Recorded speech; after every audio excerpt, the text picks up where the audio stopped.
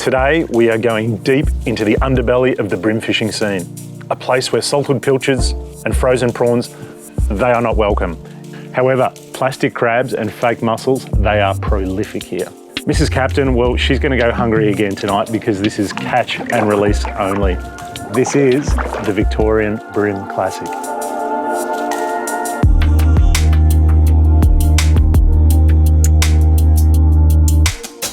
So here we are, ladies and gents, from Nelson, and this is the TT Glenelg Shire Bream Classic. Yeah, so we've got 45 teams in the field. It's a mix of boats. It's everything from your 3.6 metre little tinny all the way up to your 300 horsepower fire-breathing drag. And some of these boats go up to 140 kilometres an hour. You don't need that sort of boat to fish in the tournaments. We've got tinnies, fiberglass. We've got 4 strokes, 2 strokes. It's all happening. If you could smell through your TV right now, you'd smell the 2-stroke. It's strong in the air, but we're all ready to go. We're going to wait till 7 a.m. The boys get sent off from 7. They fish from 7 till 2, and they're looking for 5 bream on lures, flies, soft plastics. It's all catch and release fishing. So they're nervously waiting for me to give them the green light to go, but we can't leave till 7. All right, ladies and gents, let's get ready to go. Number 4. Number 10. Number 5. Number 7. Number 8. Number 10. The town of Nelson, it's located near the mouth of the Glenelg River, which runs inland for more than 300 kilometres, carving out some spectacular limestone gorges. This part of the world is known as the Limestone Coast, and many of the old English-style buildings are built from it.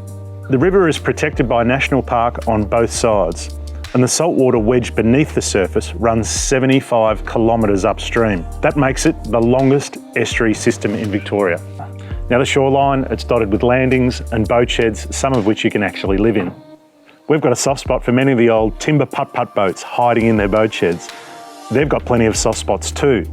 Many have been to the bottom more than once, including this 100-year-old JJ Savage & Sons double-lander called White Eagle. It was owned by former publican Neil Shelton.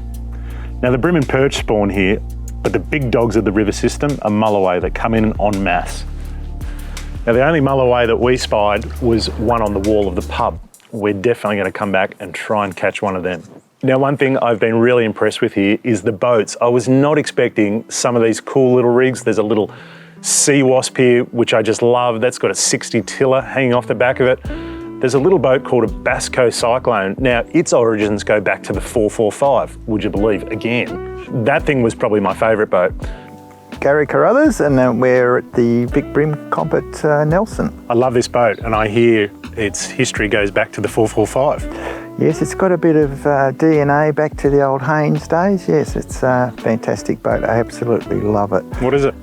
It's a Basco, 17-foot Basco Cyclone. Yeah, it's a brilliant boat. Great rough water boat. Excellent for what we do in our competition fishing. Talk us through the fit out of the boat from the sort of front to the back.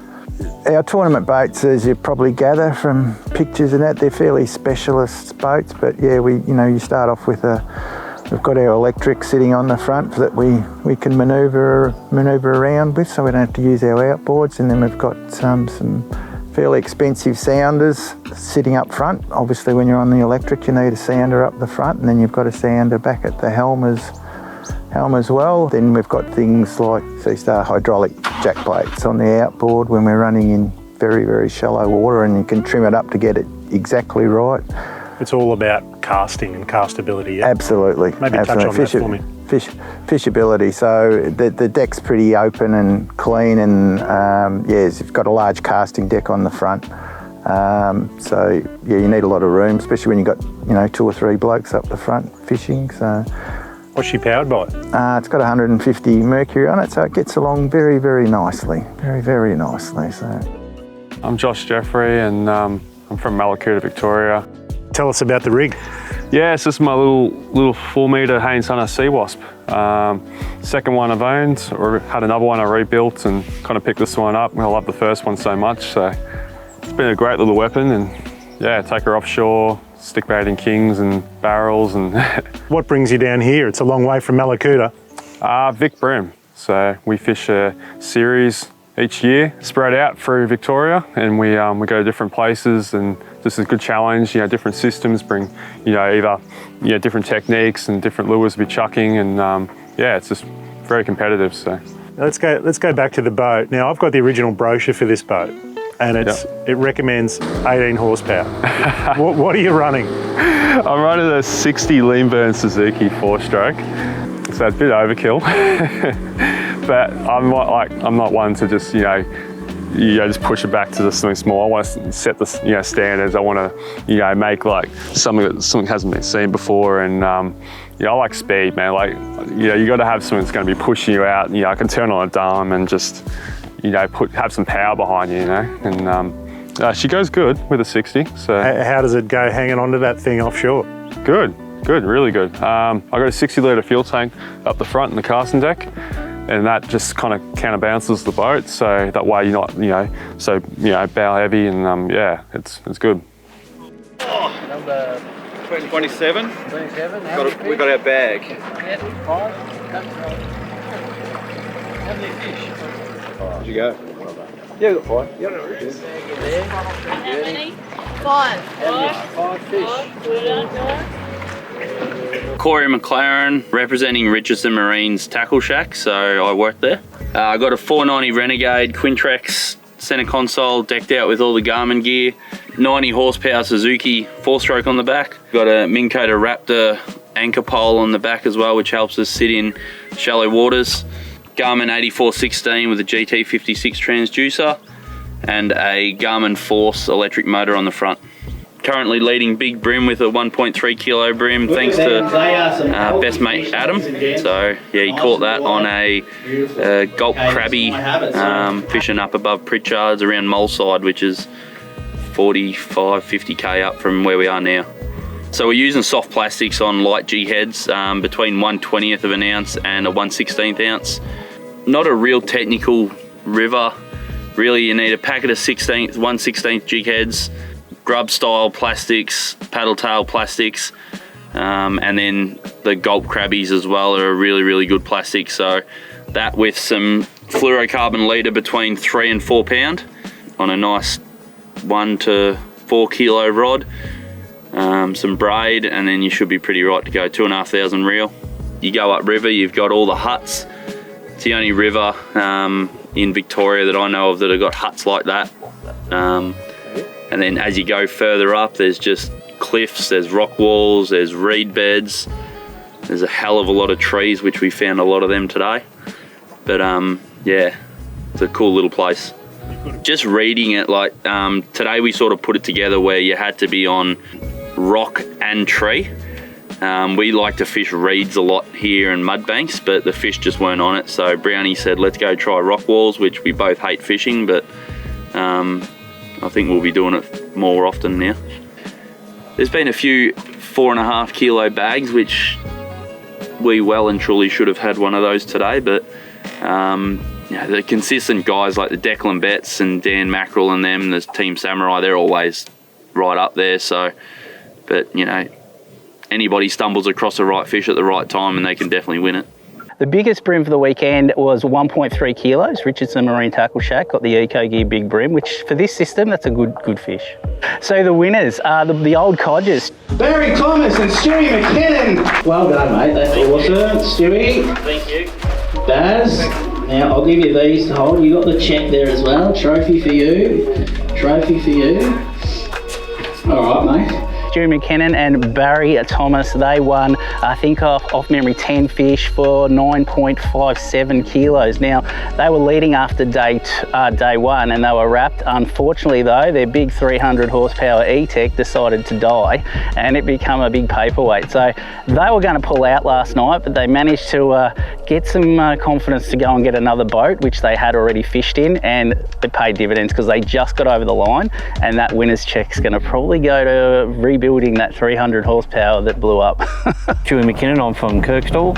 And I'm Barry Thomas from Woodford, just out of Warrnambool. Good news, well, we won the comp. We went up and had a great day. We smashed the Bream up near Donovan's on all different lures. So, yeah, it was just an awesome weekend away with me mate Barry, yeah. So this is a 21 foot scooter. So it's a 2015 model with a 300 Evermood. It's Barry's boat with the E-Tech on it, and day one got the ski run, bit of a malfunction, and we've done a piston, so I'm okay. It's not going to cost me, but poor old Barry here. The irony of it all, you fix outboards for a living, isn't it? Yes, true. I don't know what to say. I had an inkling it wasn't right, and that's why we decided to go and get a replacement boat late last night, and we ended up winning the comp from doing that, so we're pretty happy. Then of course you've got these skeeters, which are, they're kind of just like floating wardrobes with a pointy end. They're kind of scary. Like I was falling over everywhere on those things, but they do catch a lot of fish. My name's Sean Pearson. It's a FX Skeeter, 2011. Yeah, a Yamaha 250 SHO. Oh, it's good, yeah, plenty of room. There's 3 of us fished in it today, and yeah, it's good, nice and comfy. Just 2 sons, yeah, Will and Ben. We're from Victor Harbour. My name's Peter Bouquet. I'm from Melbourne, down in Victoria. Now, we bumped into you, and basically we'd been past about 4 or 5 boats, and between those boats they had 1 fish. And then we came across you and you had 4, and you're pretty much in the same area. What are you doing that they're not? Probably just pitching our lures in just the harder spots and just risking a bit more.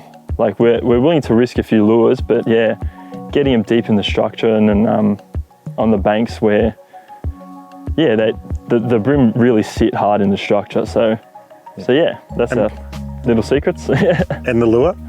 Yeah, cranky crabs, the mussels working well. Throwing a bit of variety, not throwing it all at the same time. Just the muss here and there, and then the cranky crab, yeah. Look me in the eye, did you throw a live crab in? Nah. Someone mentioned it. The Brimalicious guys, I think it was. Yeah, no live crabs. You can check the boat, yeah. How many would you catch if you were fishing with bait? Oh, a lot. But yeah, I don't really throw bait anymore, so. What is it about lures? Just casting and retrieving, just much more better than sitting there waiting for bites. And this whole lure versus bait argument, I don't know, I'm not sold. I mean, these guys have fake mussels with scent on them. I mean, how close to bait is that versus a mussel that smells like a mussel? Come on, guys. Yeah, standout this weekend, probably number 1 would have been the muss. So the Outback Brimmer bait's muss, and it is a mussel vibe. It's an amazing lure. Like, to look at it, you'd think, how would a brim eat that? So many years we've been using mussels for bait, but we open them up and get the insides out and feed them to the brim. Never would have we have thought to put the actual whole mussel on the hook, and these things, they just pick them up. But one thing I am coming around to is the catch and release. Some of these bream could be 20 or 30 years old. And you know what, I'm as guilty as anyone for keeping my haul of bream, but based on the growth rate of these fish, you know what, chuck them back. Apparently they're a little bit bony and taste like mud. At least that's what people say. You fish for bream, you obviously catch a few. Have you ever eaten one? Probably not in the last 30 years, Strays. 30 years? No. I hear they're quite bony anyway. Yeah, they're not the greatest thing. A flathead or a whiting eats far better than a bream. So, and given the slow growth rates of them, you know, you get a big bream and you're looking at a 30-year-old fish, we'd rather put them back. I think the beauty about the Vic Bream Classic series is, besides the fact we've been going so long, we are really conscious of the environment. We're all about catch and release fishing. We're all about protecting that resource. And the southern black bream and the perch and those sorts of things, they're such slow growing fish. Some of the bream we weighed in today could be 20 to 30 years old, and they're the ones that, you know, we need to be having them back in the water. But look, you know, doing these tournaments over 20 years, I've met some amazing people running them for them, and lifelong friends, and you could too if you come and do them. Good food at the kiosk, and yeah, the beers are cold at the pub, so yeah, so if you're looking for a nice quiet town to come and have a fish and potentially catch anything from, you know, 1.5 kilo bream right up to 40-50 pound mulloway, Glenelg River is definitely one to hit up on your bucket list.